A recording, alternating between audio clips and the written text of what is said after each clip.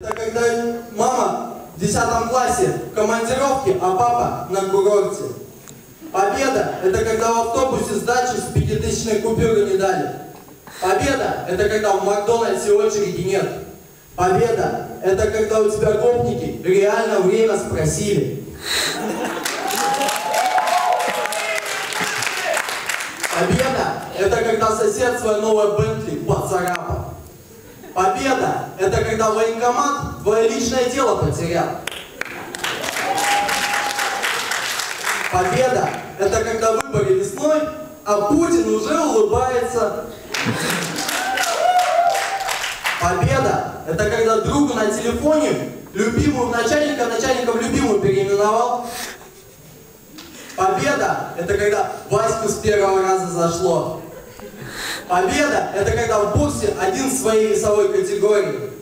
Победа – это когда название открытой районной лиги Московского государственного университета тонких химических технологий имени Михаила Васильевича Ломоносова с первого раза выговорили.